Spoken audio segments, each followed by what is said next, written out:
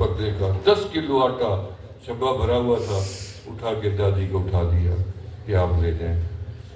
والد صاحب آئے، روٹی چپ، آٹا کہاں گیا؟ پھر چپ، کدھر کر دیا بندی اللہ کے، بتا تو صحیح، چپ، کچھ تو بتا۔ انہوں نے کہا آٹا پیس لیا تھا، پھر خالہ جی آ گئی، انہوں نے کہا آٹا ہے، پھر میں نے سارا آٹا ان کو اٹھا دیا۔ اللہ کی بندی کچھ تو رکھ لیتی، ہم نے 3 مہینے سے، میں اتنی محنت کی، تو نے محنت کی، آٹا دانے لے۔ کہنے لگی جب انہوں نے کہا نا، پھر مجھے شرم آ رہی تھی، پھر میں نے سارا ہی اٹھا دیا۔ کیا عورتوں کو اللہ نے۔ پھر ابھی یہ بات ختم نہیں ہوئی کہ مہمان آیا مسجد میں، مسکین پور شریف، شیخ فضل الہی نام تھا اس کا، ملن سوق صابن کا مالک تھا، فیصل آباد کا۔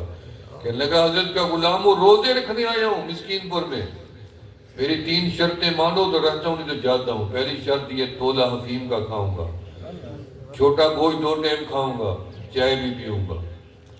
میرے والد صاحب پریشان ہو گئے، پہلا مہمان ہماری زندگی، والد صاحب نے فرماتے میں گھر چلا گیا بیوی کے بعد، میں نے کہا مہمان آ گیا، کوئی امتحان آ گیا ہمارے پاس، کہتا ہے افیم بھی کھاؤں گا، چائے بھی پیوں گا، ہمارے پاس تو خود 3 مہینے سے کچھ نہیں ہے۔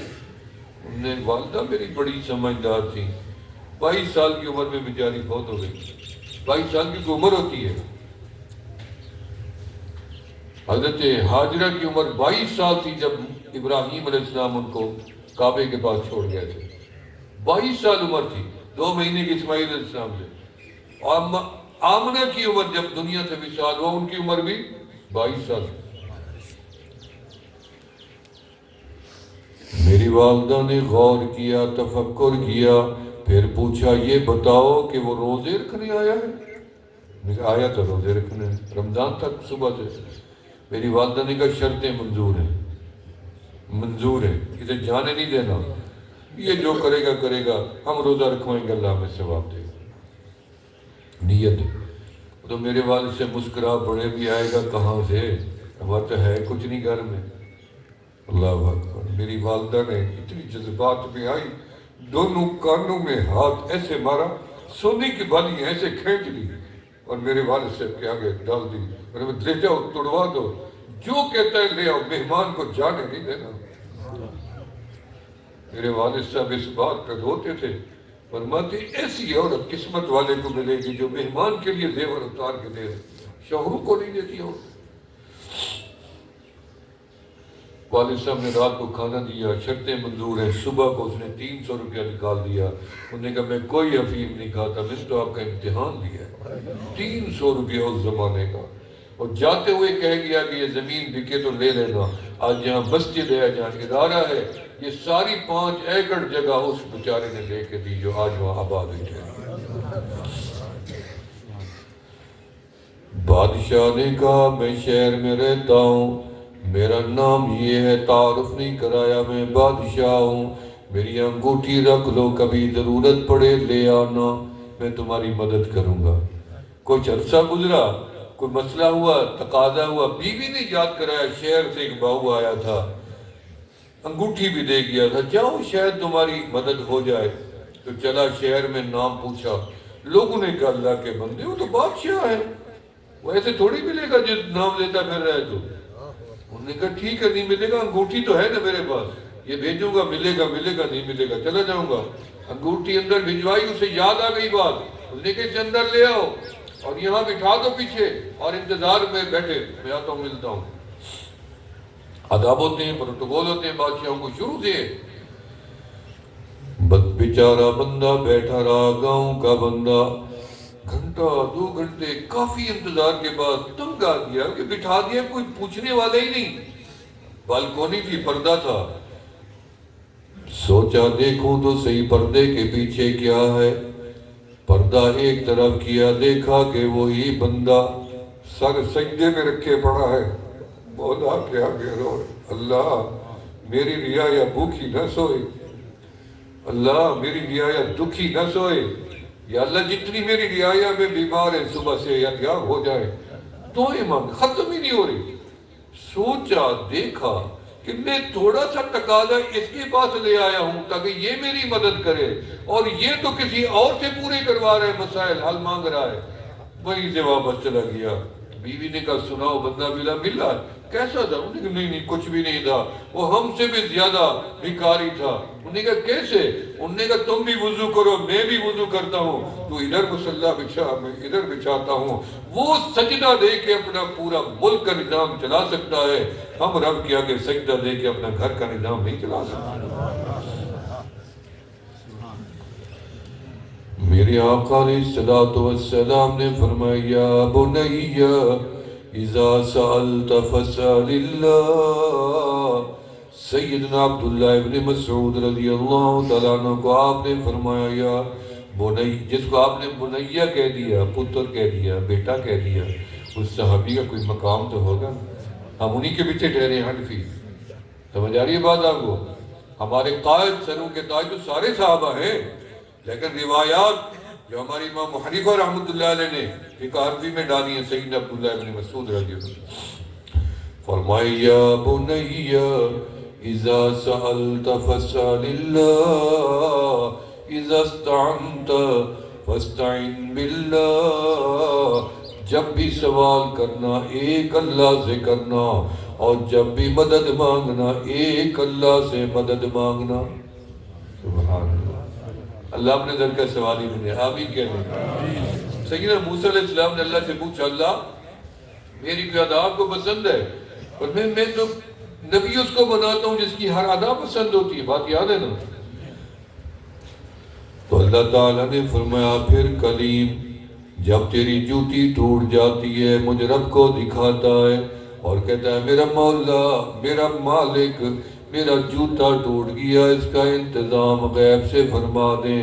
جب جوتی کا سوال بھی میرے سے کرتا ہے میں رب تیرے سے بڑا خوش ہو جاتا ہوں کہ جوتے کے تسمے سے لے کے سوئی سے لے کے بادشاہی تک بندہ میرے سے مانگتا ہے۔ شیخ سعدی رحمت اللہ علیہ تھے نا، بڑے عالم تھے۔ شیخ سعدی کا کلام آپ نے سنا ہوا ہے نا، بلغ العلا بکمالہ، سنا ہوا ہے نا جو بھی میں نے پڑھا تھا۔ جب انہوں نے یہ کلام لکھا نا وجد میں، عشق مصطفیٰ میں، اللہ آپ کو نصیب کرے،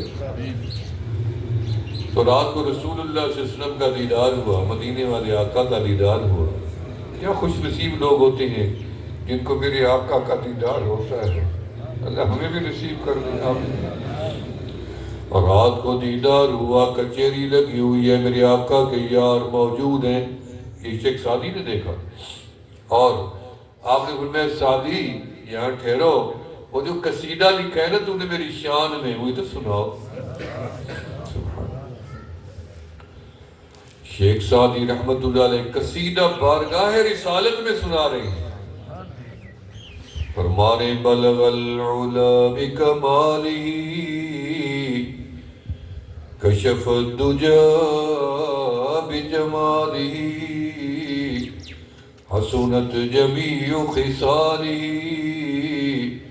تین مصرے سنا کے خاموش ہو گئے۔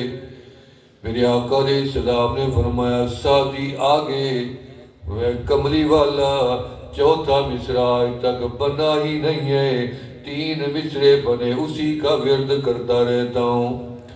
میرے آقا علیہ السلام مسکرائے فرمایا سعدی پھر اس تین مصروں کے ساتھ چوتھا مصرع ہم اپنی پاک زبان سے لگا لیتے ہیں۔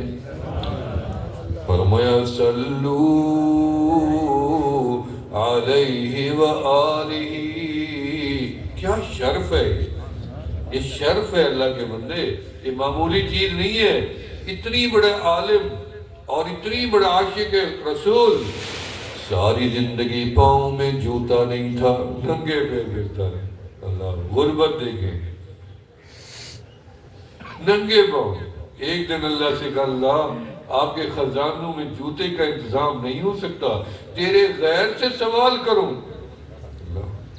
غیرت برداشت نہیں کرتی نا، غیرت ہے نا کہ باپ کے ہوتے ہوئے بیٹا کسی دوسرے سے جا کے ہاتھ پھیلا کے کہے خرچی تو دو 5 روپے 2 روپے، باپ برداشت کرے گا؟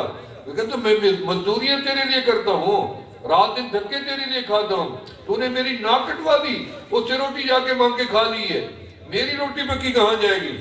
تیری غیرت رب بھی بڑے خوشیور ہیں، اسی لیے رب نے فرمایا میرے علاوہ کسی کے آگے گردن نہ جھکانا، میرے علاوہ کسی در پہ سوال بھی نہ کرنا۔ اِذَا اسْتَعَنْتَ فَاسْتَعِنْ بِاللَّهِ، اسی لیے ہم نماز میں جاتے ہیں رب سے کیا کہتے ہیں؟ إِيَّاكَ نَعْبُدُ، اللہ آپ یہی چاہتے تھے نا کہ میری گردن آپ کے دروازے پہ جھکے میں آ گیا ہوں، إِيَّاكَ نَعْبُدُ، اور پھر آپ یہی چاہتے تھے کہ میں آپ سے مدد مانگوں، تو إِيَّاكَ نَسْتَعِينُ، اب میں آپ سے ہی مدد مانگنے آ گیا ہوں، یہی کہتے ہو نا۔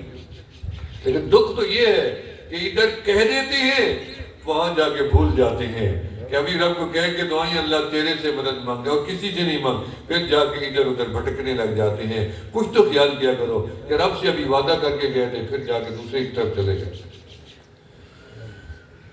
شیخ سعدی رحمت اللہ علیہ نے اللہ سے گلا کر دیا، اللہ ایک جوتا ہی مانگا تھا وہ نہیں ملے گا۔ راستے میں چلتے چلتے شیخ سعدی کی نظر پڑی ایک جوان پر کہ چل نہیں سکتا، کبھی ٹھہرتا ہے کبھی گر پڑتا ہے، کبھی ٹھہرتا ہے گر جاتا ہے، ٹھہر بھی نہیں سکتا۔ غور کیا شیخ سعدی رحمت اللہ علیہ نے تو دیکھا اس کے پاؤں نہیں ہیں، پاؤں ہی نہیں تھے بیچارے۔ شیخ سعدی سجدے میں گر گئے، مولا میں کبھی جوتے کا سوال نہیں کروں گا، شکر ہے تو نے مجھے پاؤں تو دے رکھے ہیں، شکر کرے جو جو نعمتیں اللہ نے تجھے دے رکھی ہیں، نہ دیکھیں لوگوں کو لوگ ہوا میں اڑ رہی ہیں۔ اگر آپ نمازی ہیں تو آپ ہوا میں اڑنے والے سے اچھے ہیں جو نمازی نہیں ہیں۔ آپ متبع شریعت نہیں، آپ ان سے کروڑوں درجے بہتر ہیں جو محلات میں رہ رہی ہیں، بھلے آپ جھوپڑی میں سو رہی ہیں۔ آپ امین ہیں، آپ صادق ہیں، آپ سچے ہیں، آپ اچھے مسلمان ہیں، آپ کروڑوں لوگوں سے اچھے ہیں۔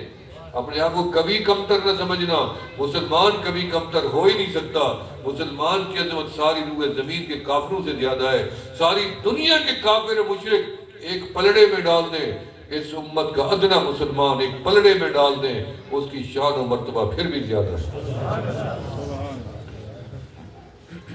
میں تو ادنا ویسے کہہ بیٹھا، لیکن مسلمان ادنا ہوتا ہی نہیں ہے۔ میرے حضرت خواجہ فضل علی قریشی رحمت اللہ علیہ نے فرمایا اگر اس امت کا کمزور مسلمان، ادنا نہیں کمزور مسلمان، جو کبھی بیچارہ نماز پڑھتا ہے کبھی نہیں پڑھتا، یہ کمزور ہو گیا نا، کبھی روزہ رکھ سکتا ہے کبھی نہیں رکھ سکتا، کبھی کوئی صدقہ دے سکتا ہے کبھی نہیں دے سکتا، مختلف نیکیوں میں کمزور، بیماری کی وجہ سے، بڑھاپے کی وجہ سے، شیطانی حملوں کی وجہ سے، وسوسوں کی وجہ سے، لاپرواہی کسی وجہ سے، پھر بھی جس نے کلمہ پڑھا ہوا ہے، فرمایا کمزور مسلمان کا ایمان بھی اگر میرا رب دنیا میں ظاہر کر دے تو ساتوں آسمان و زمین کا خلا اسی نور سے پر ہو جائے گا۔ اتنی ہے ایمان کا نور، تم کیا سمجھتے ہیں؟ فرمایا اس دروازے کے اوپر نبی نے صدا لگائی، ولی نے صدا لگائی، سب اسی در کے سوالی ہیں، اسی در کے یا نہیں ہیں، ولی بھی اسی دروازے کے، سب گدا ہیں رب کے دروازے، کہ رب کا دروازہ کھلا جو پڑا ہے، کبھی بند تو ہوا نہیں ہے، کبھی رب نے دھکا دیا نہیں ہے، کبھی رب نے ٹالا نہیں ہے، کبھی اجازت کی ضرورت ہی نہیں پڑی، کبھی چوکیدار کا سامنا نہیں کرنا پڑا، اور رب ہی رب۔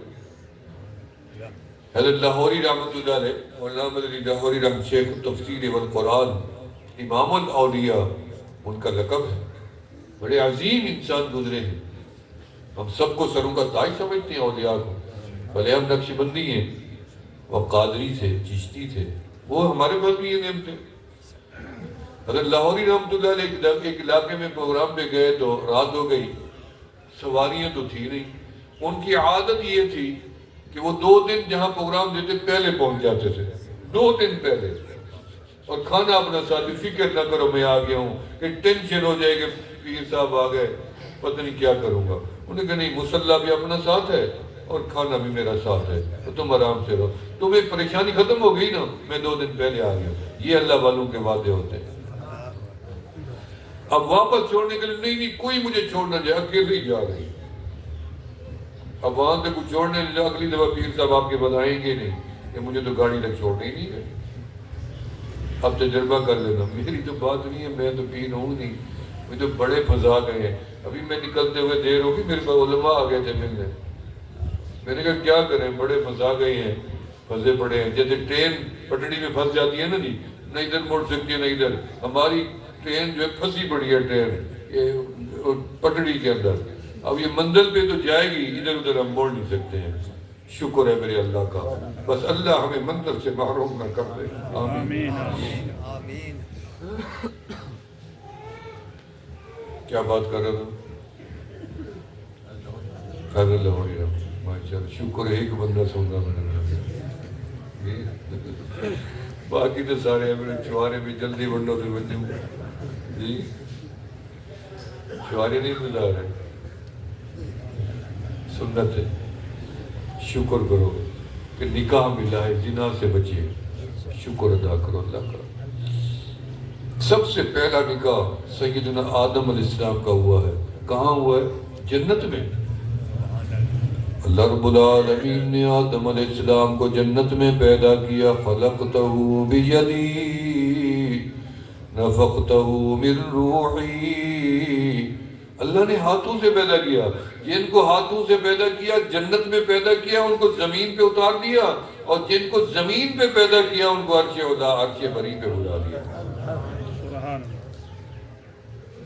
آدم کے ساتھ حوا پیدا ہوئی، تیار، بالکل تیار، 33 سال کی شباب جنت میں۔ ابھی مفتی صاحب کو رات سے بتا رہا تھا، رات میں پڑھا تھا، جنت میں اگر ہماری خواہش ہوگی اللہ دنیا میں تو بچے نہیں دے، یہاں ہی بچے پیدا ہو جائیں جی، بڑے بے اولاد لوگ ہوں گے یا اولاد نافرمان ہو گئی ہوگی، تو وہاں چاہت ہوگی اللہ دنیا میں ترستے رہے، چلو اب جنت میں اتنی حوریں ہیں، بچہ پیدا ہو تو حوروں سے زیادہ خوبصورت ہو جائے گا، اللہ میں کہ چلو ٹھیک ہے، وہاں بچے پیدا ہو جائیں گے، اللہ اکبر، اور ایسے پیدا ہوں گے کہ وہ چھوٹے نہیں ہوں گے، یا پیدا ہوں گے یا 33 سال عمر کے ہو جائیں گے، 33 سال کے، اور حوروں سے پیدا ہوں گے، سبحان اللہ۔ یہ جنت کی خواہشات۔ سیدہ حوا جو ہے پوری جوان خوبصورت، حوا جیسی عورت خوبصورت کائنات میں کوئی اور پیدا ہی نہیں ہوئی، دادی ہو۔ اس لیے خواتین ہماری مائیں بہنیں بیٹیاں جب جنت میں جائیں گے نا، اللہ پاک ان کو جو حسن عطا کریں گے دادی حوا والا عطا کریں گے، اور ہمیں مجھے اور آپ کو جو اللہ حسن دیں گے جنت میں، وہ سیدنا یوسف علیہ السلام والا دیں گے۔ آمنہ کے لال کا حسن یہاں بھی جدا ہے، وہاں بھی جدا ہوگا جنت میں، کوئی آپ کے حسن کے ساتھ نہ یہاں